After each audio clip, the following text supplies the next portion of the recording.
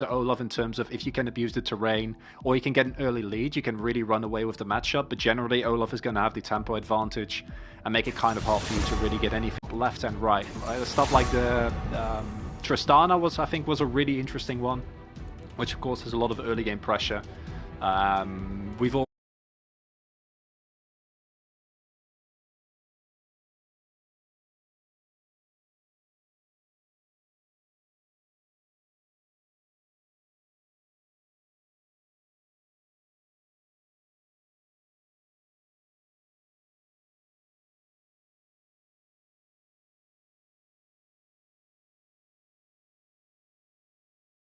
already seen the Vayne come out repeatedly, so still a number of things they can go for here.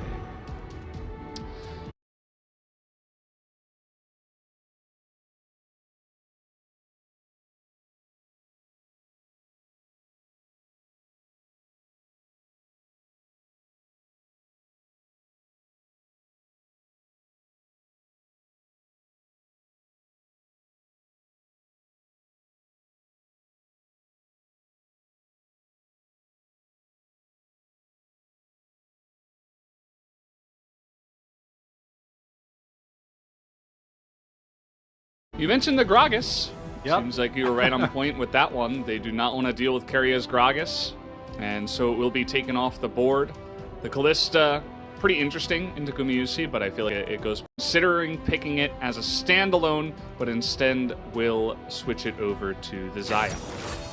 And this is something T1 has done before, and last time, or one of the times where they did this,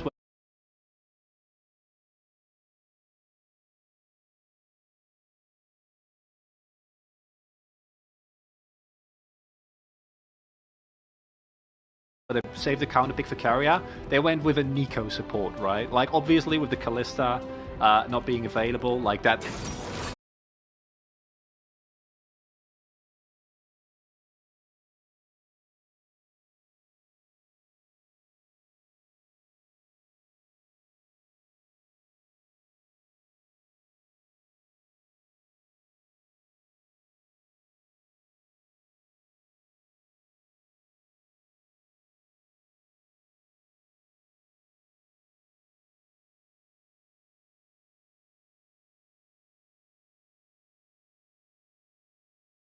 Isn't as strong as it otherwise would be, but we've seen T1 really come out of the works with some really great, weird counter picks here, whereas DRX say, okay, we're just fully opting into a poke composition here, right? Like, we chunk them, and then we dive in, and if they dive onto us, we have the Lamp's Respite, and we're going to be just fine. So, DRX here, with a composition where if you fall behind, you're going to have an absolutely terrible time, but if you get ahead, you do have a lot of ways to kind of deal with it, and I mean... No, really?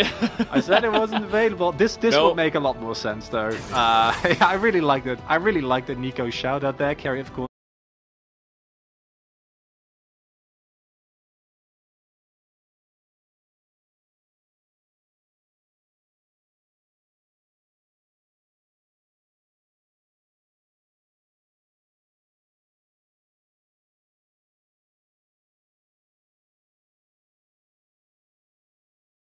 Was having a great performance on that last time, but this makes a lot more sense into the comp. Absolutely. The Rakan Xayah, obviously, as a duo,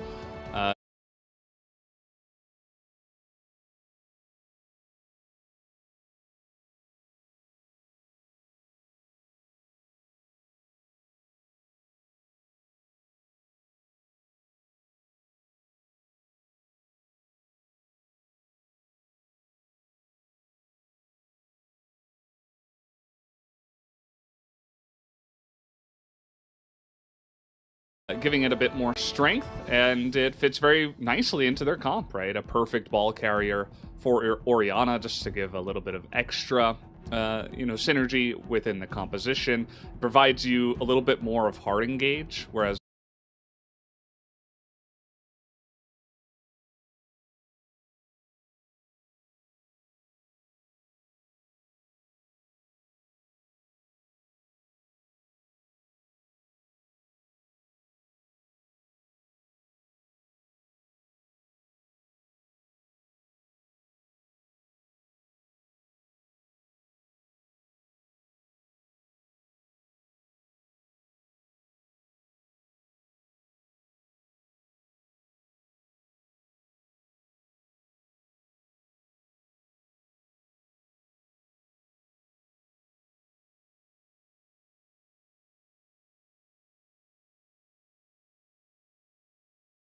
Gnar, you know, might be a little bit more obvious. When he hits Mega Gnar, the team is just going to back away. So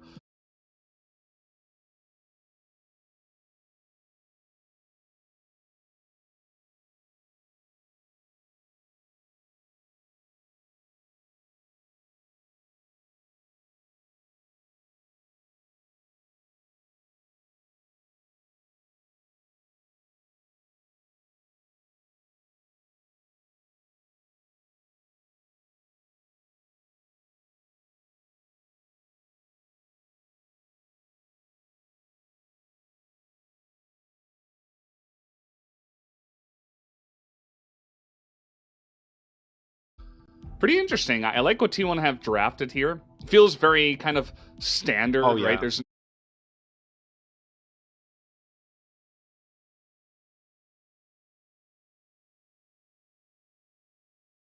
There's nothing too flashy, right? Maybe the Rakan being the most, you know, I don't.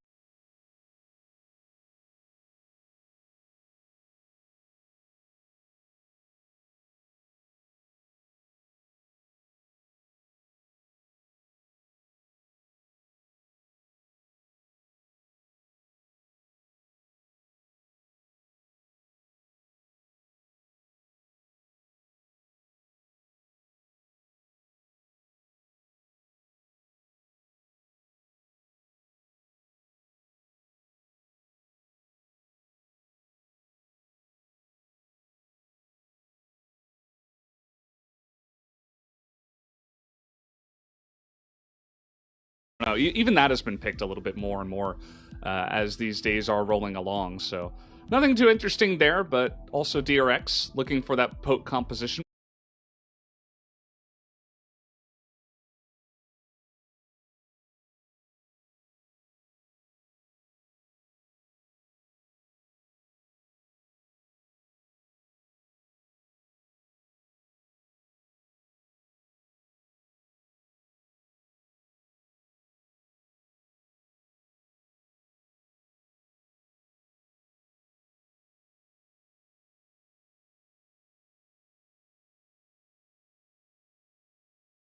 We'll see if that works out for them. Yeah, I quite like the Rakan, because I think that as T1, if you don't have like a super hard engage support there, you might have problems actually getting onto this poke composition.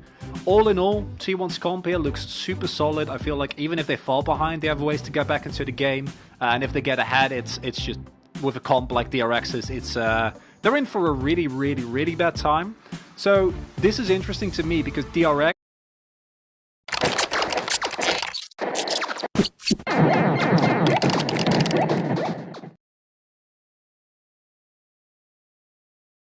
Shopee COD, Shopee COD. Bayar langsung di tempat.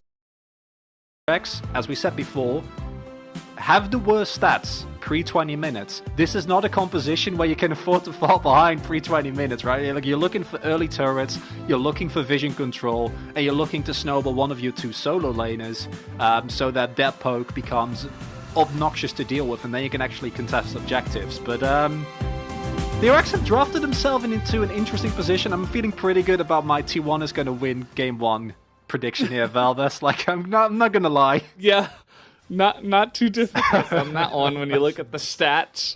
Yep. I suppose it does make sense. But, yeah, I mean, I think that...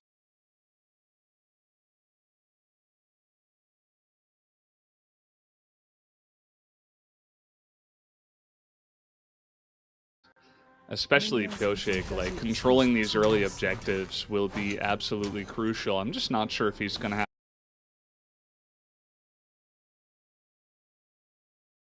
this early game. Oh, yeah. Just stats and just in general supporting his team in such a fantastic way. So there's just everything kind of leading in T1's direction, I feel, at this point in time, but who knows? I mean, T1, it does seem like they have been prone to make some silly mistakes as the game comes along, whereas DRX, you know, they only grow in power as the game comes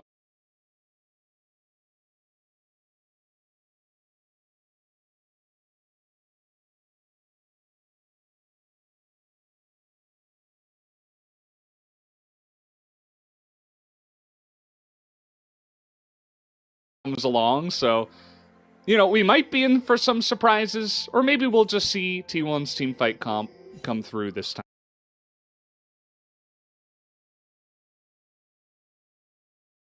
around. I think DRX have a hard game. It's not impossible, but you're also looking at stuff like, you can see Pioshik here. He's one of the players who really likes Conqueror on Kindred.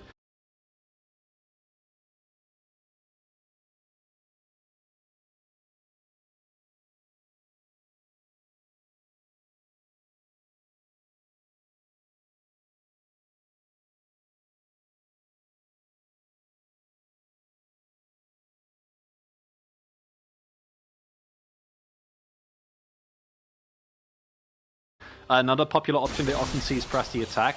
Pioshik is also one of the very few Kindreds in solo queue that can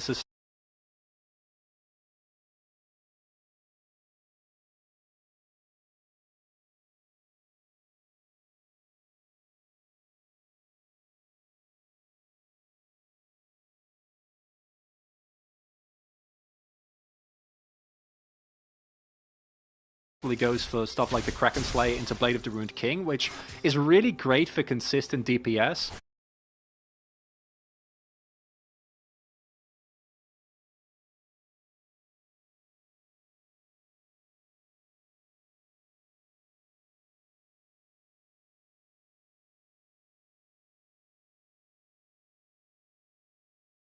I feel like the lack of press the attack does make your level 3 and your early spikes a lot less strong. Right?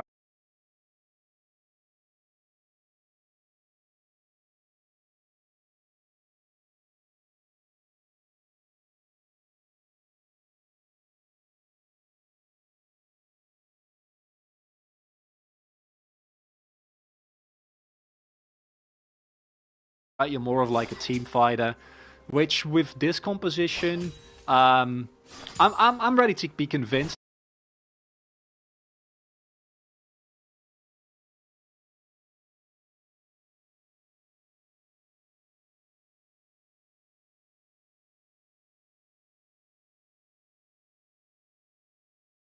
By Pioshik, this is of course his namesake champion, something that he is incredibly adept on. As we see, that Jace is, you know, doing very well on the LCK in terms of direct matchup. But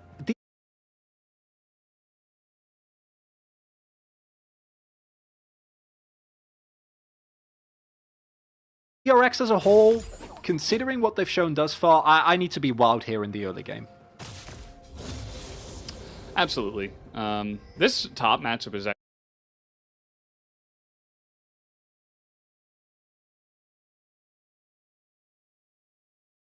actually going to be pretty interesting. We didn't talk about it too much. Obviously, you guys did see the stats between the champions.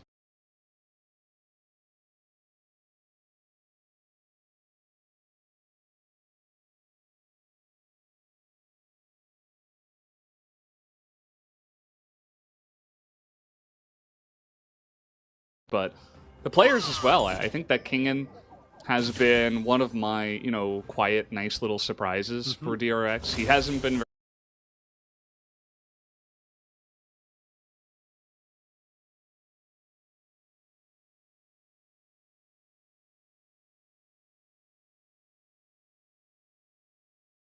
very flashy, but he's been very solid, very just dependable as a player. He was one of the players that, you know, early on we were kind of like not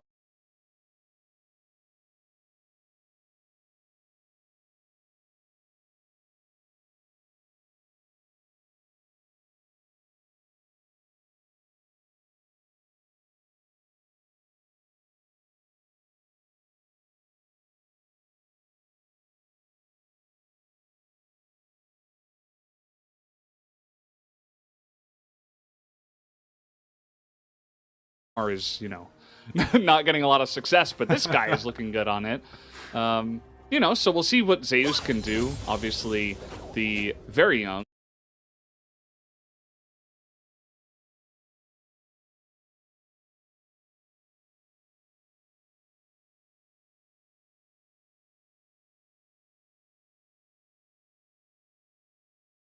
rookie top laner here for T1, trying to build even more of a name for himself on this Gnar champion. Yeah, what we're seeing here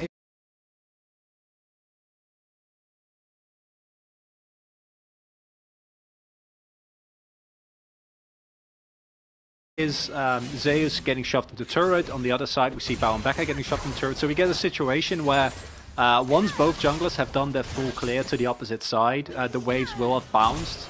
And I was going to say possibly they want to like try and create a ganking opportunity, but Gumayusi just keeps shoving the wave, so that's definitely not happening.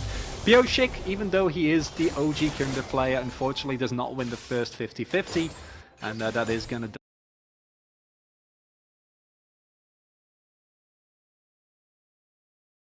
delay his marks a little bit. Sorka was there in case it was actually, and it would have been so nice, right? Like double prio in your lanes and then you get your mark, but not the case here. Yeah.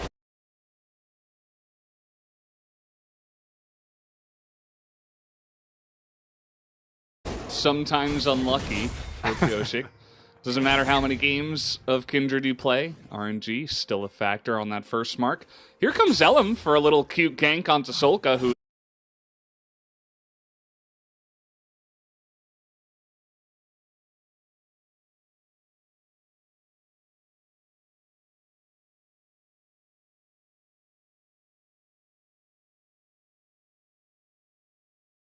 is pretty far down the lane. Doesn't look like anything's going to amount to much down there. Becca, though, is going to be ignited. He has to flash away, and Bao, trying to take the trade, will take a bit of extra damage on the back foot. So a nice trade down in the bottom side for the T1 bottom lane. And this is something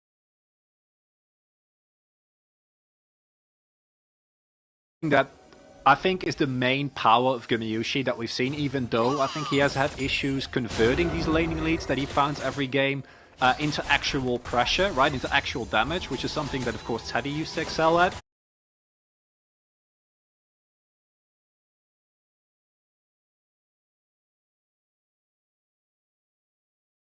His laning prowess has been exceptional. Keria, of course, also starting off that play. And they're not afraid to get super aggressive here.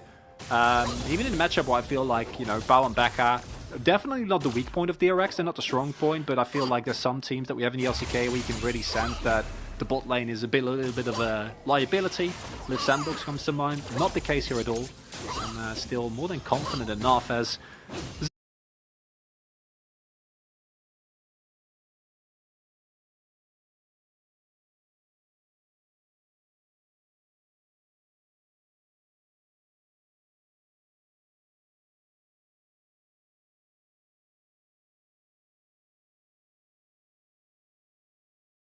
Zeus, yeah, early on this matchup is not fun. You need your jungle, you need your level 6, and then you might have some pressure. But King playing it really well and getting a really big lead for himself early on. Oh, I like that knock-up mid-hop. Kingen is going to be burned of all mana, but you see that Zeus even has to back off a little bit just in case the Kindred is up on the top side. They spot the Kindred, though, so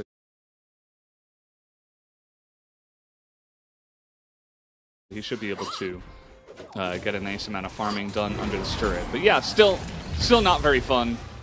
And you could see that he did go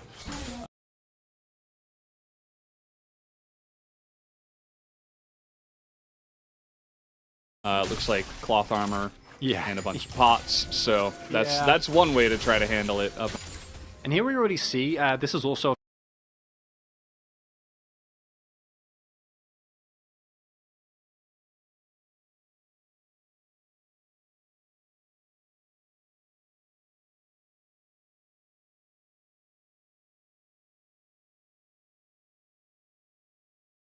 of course, one of the benefits of the Rakan. Alistar also benefits from this, the power that you have if you do go for these roams. Gumayushi's his lane's not in the greatest spaces, so I feel like Keria at some point should get back. And it's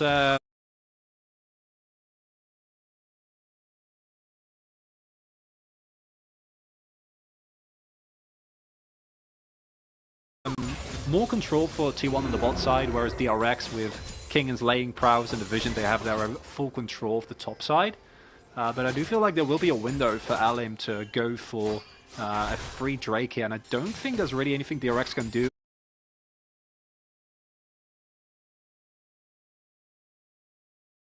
with the positioning on the map, although they do have teleport advantage with Zeus going towards that turret. Yeah, absolutely. And this is something, you know, I mentioned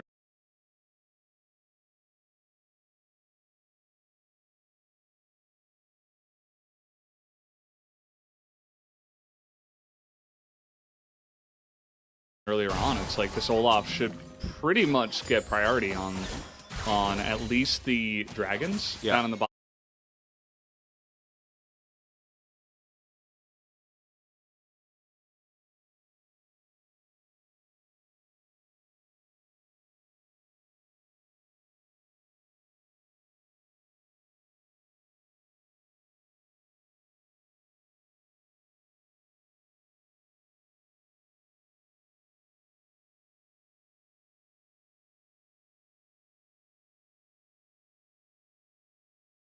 Bottom side. The constant pushing certainly helping out here with the Xayah, having a bit of fun there.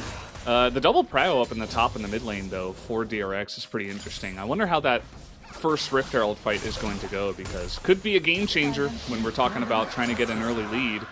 If you can, you know, steal away.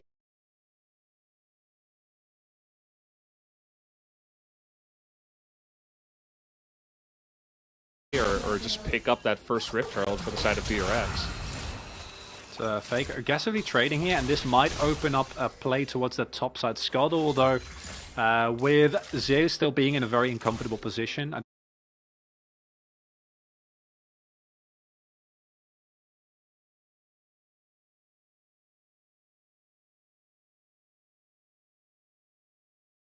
Don't know if I can actually go for it. King and teleported back to that lane to keep that pressure, which means that Pioshik is actually going to pick up his first mark. And maybe looking for a play on bot. Yeah, they're going to go for the Alistar. They want to get that root, but not actually going to amount to much, but they still have the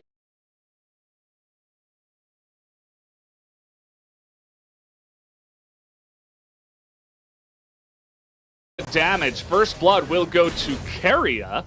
I believe just burning him down with the Ignite, but that's a nice little conversion to pick up that first blood for the bottom side. Pretty well played there by T1, you know, yeah.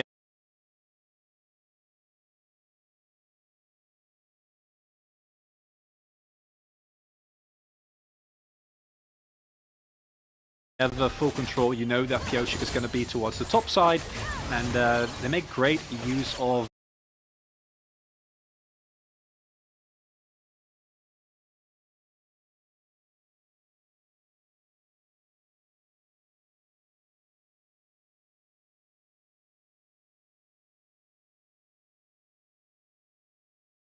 the early power that T1 has shown to have in this lane.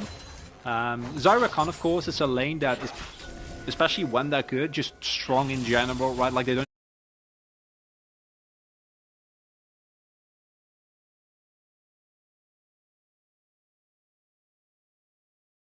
have any weak points. They scale really well. Is Pioshik going for a greedy invade here? This is pretty greedy. I mean, Faker's going to have the first run.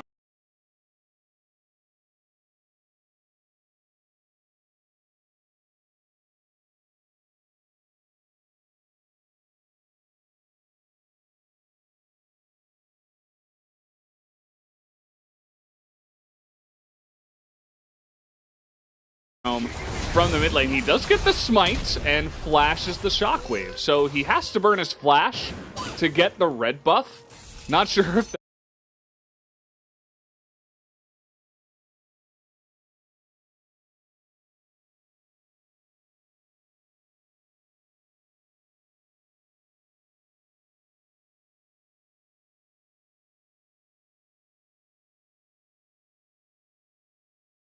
that's worth it, but you know, he pulled it off, so it looked pretty cool at least. It's definitely a Pioshik play. I'll tell you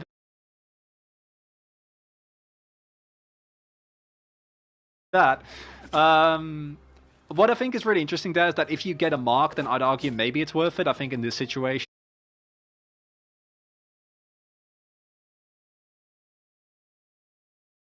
it is a case of unfortunately definitely not worth it. Yeah, pretty straightforward there, and this is, I don't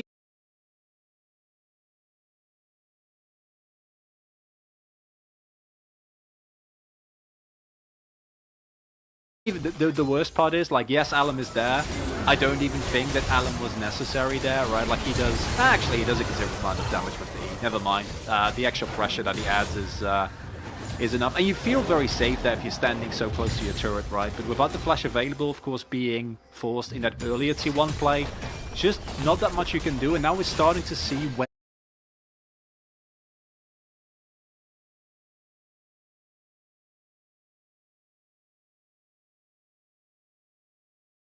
T1's gold leads come from the early game, right? Like this continuous pressure. This goes a little deep, but these constant play takings in the bot side make it so hard to really get anything done. Counterplay from DRX though. Yeah, and this is what we mentioned. You know, this first rip.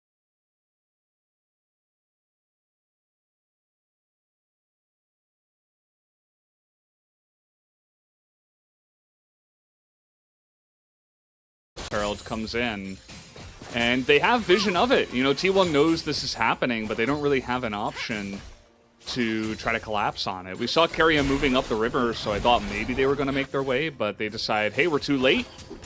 Maybe we can go for a little bit of a dive on the bottom side or something, but Becca's nearing level 6. Doesn't seem like that's very viable at this point, so LM just going to go ahead and steal Pioshik's red, but that first Rift Herald, definitely a nice little win here for DRX. And that might actually give DRX an early game lead, which is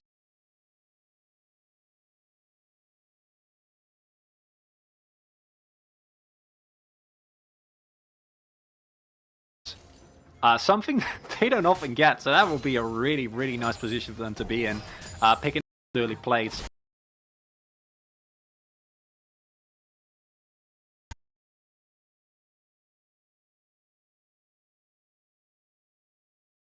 I gotta say, like, I wasn't expecting Zeus to get pummeled this hard in the matchup. Now, of course, Kingen got the counter pick, right? And this is something that we've seen time and time again, is that counter pick doesn't necessarily guarantee success. I think Quinn is a really good example of this, right? While we even saw the proudest crop from Rascal yesterday.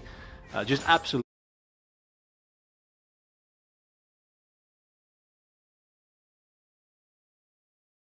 demolished the supposed counter pick. But in this scenario, the constant prio and the pressure on Zeus has kept him locked in the lane underneath his turret, meaning that Pioshik has full control of the top side of the map. Now, what has this resulted in? It's mainly been that Rift Herald as well as Pioshik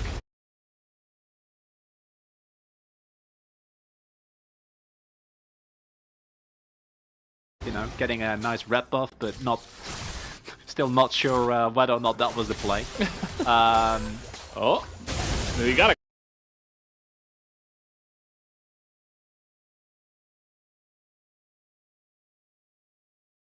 Couple of fights going on here. Looks like the mid one didn't actually happen, but a trade up on the top side that ends up going the way of Zeus, actually, but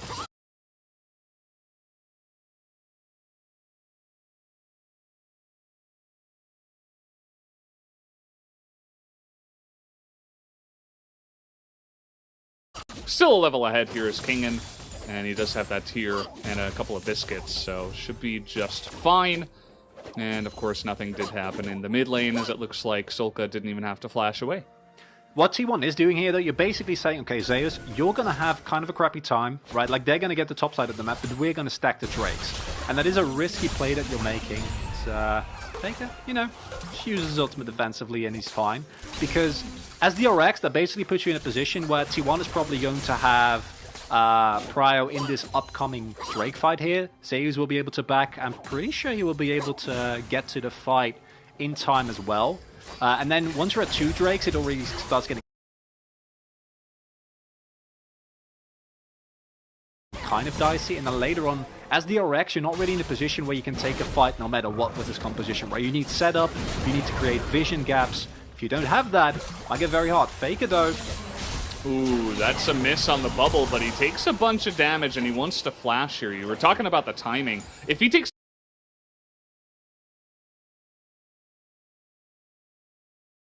a huge chunk of damage right now, right after he used his teleport, then he's kind of just out of the fight. So I like using the flash in that case, just to be available. And you'll note that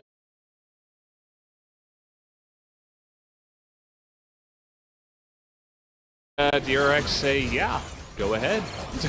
Take the Drake. We're not going to do anything about it. We do not care. Max is not here, so we should get an Ocean Rift. No, it's... No. Wow. The curse of Atlas continues. Yeah, I don't know how he has this much power, but I guess he's just a really powerful caster. It feels unfair. You know, I was like, we're gonna have some fun with our Drakes, but you know, maybe it's just leftover. Like, maybe the Rift just didn't actually notice that there's new casters now, and his effects are still lasting, but maybe now that we've mentioned it, the Rift will notice now. But thank you, Atlas. I hope the Rift will finally notice us, not keep ignoring us. Exactly. And only paying attention to Atlas. These two Drakes, though, stacking early for T1, put them in a position where they have a composition that can generally find openings, right? So let's get into that a little bit more with the combination of Olaf can run in if someone steps too far forward. Of course, that's a bit telegraphed, but the Orianna already helps with that. But then you also have Zeus who can find a flank. You have Carrias, sure, Yoshik, you know, just go for the red buff again. That's his red buff, yeah. Actually.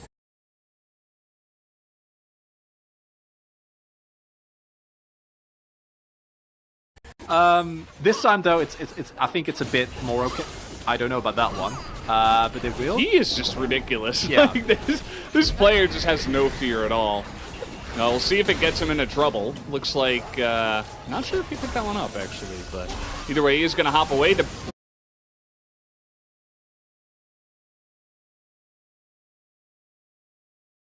Burst damage onto Zeus is pretty huge, and Pioshik probably had his finger right on the R button. The Rift Herald crashes, and they do get some of the plates, but just a bit of a trade up in the top side. Nobody goes down, and it looks like Zeus wants to TP back to lane. Oh, wow, that's aggressive. Oh, yeah, he needs to, right? Otherwise, you lose the first turret blood, and that's where the gold lead for DRX actually solidifies. Area goes in. Oh, the ult goes down first, though. Pioshik able to get it.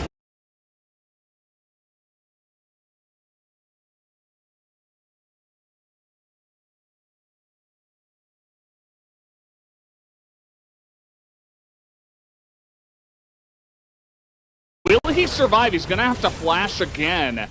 That is very thankful that he got that down right before he got charmed. You can see that the mark was on the Raptors, so it was all eyes on picking up that mark. But T1 will defend it and push him away. With the Kindred ultimate, right, is very... back out, buddy? Okay, well, he does... Oh, he actually even flashes there. I guess not really sure. He may just be able to... Yeah, he's going to...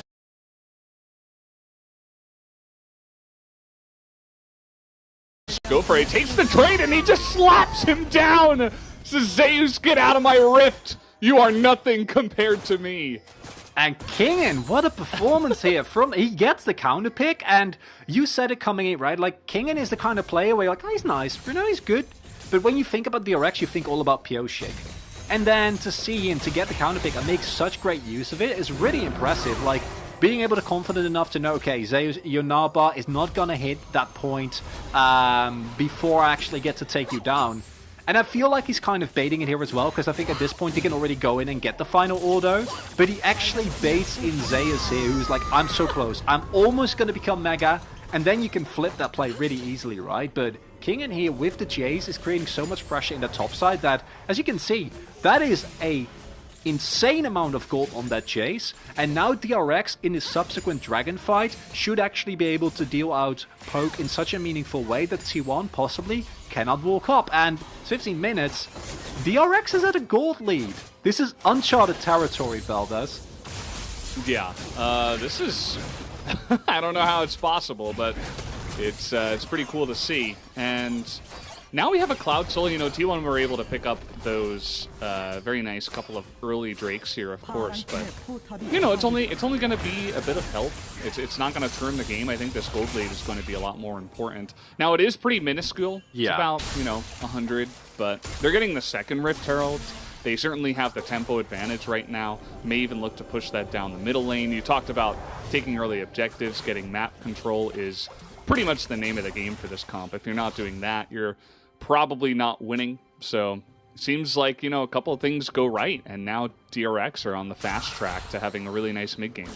And we see Zeus, like, he's adapting in this matchup as well, right? Gone for the Divine Sunderer, which provides a lot more survivability, but not as much chasing potential as something like a Stride Breaker will do. Not the raw team fighting power of a Gore Drinker that we've seen as well. Oh, Solka in a bit of trouble. He has to blow a stopwatch here. Here comes Becca, but the charm comes out and kind of breaks his combo away. So once again, everybody just backs off. But now Big Boy Kingen is here. He's got a lot of damage, and he'll be looking to take some names and poke some people down. And you want this as DRX as long as you can force more of these ultimates, these big team fight plays from T1. You need to get this dragon, otherwise the game is going to get really, really hard for you. Yeah, absolutely. And the thing about poke comps is that you have to hit your poke. Yeah. If you don't hit your poke, you're just doomed. And I don't know what this is from Kingen. He's going to have to flash away after knocking him back. That's a really nice amount of poke into that back line. Faker actually getting really low alongside of Gumayusi. And with the teleport coming in and now the Rift Herald down on the bottom side, T1 saying, we don't have to risk it for just the one Cloud Drake here. Let's give that away and get fast track on the mid lane. And then Bounce, yeah, just make sure that you stay alive. There's so many limits being tested here, right? Every time, like, are they going to die? Is someone going to get taken out? And it might happen here. Bow. Yeah, he's dead. And they have a little bit of pushing power here in the mid lane. This game is a little bit all over the place. Note that Pioche picks up a mark in the enemy jungle as this is happening. So keep your head on straight, everybody. This is, we're going for a little bit of a wild ride here. There's so many cross-map plays happening simultaneously, it's hard to keep track of. So, to go back a little bit, it feels like DRX got the better end of that trade, right? The combination of you pick up a turret in the bot lane, you get your mark, you get the second charge. The fact that Bao dies here is, you know, your team is taking the Drake. You're not defending this turret. It's just not happening. There's no reason for you to be this far up. And he's greedy for the wave. I don't know what else to make of it. Yeah. That should definitely not happen. However, as a whole, this does hit what you need to do for DRX, right? Like, you avoid sore point for T1, you funnel more gold into your fed carries, and if you don't lose Bao there, I think that's like as good as it gets. Pretty much, yeah. But they give that kill over, and that one is going to go into the pocket of Gumayusi as well. So Faker sets it up, Gumayusi knocks it down, and it's a really nice amount of gold. I mean, you take a look at the 80 carry difference here. Obviously, we were highlighting the early game top lane difference for Kingen over Zeus, but now, you know, Gumayusi's in such a fantastic spot. He just crossed the 200 CS mark at about 18.5 minutes. He's got a kill and an assist. This guy has kind of all the tools to now carry this game, and we'll see if he can do it. These are some Chovy-esque numbers that we're looking at here, Valdez. It's quite impressive. Now, the main question, of course, is, yes, DRX has found these leads. The actual gold lead is very negligible, though.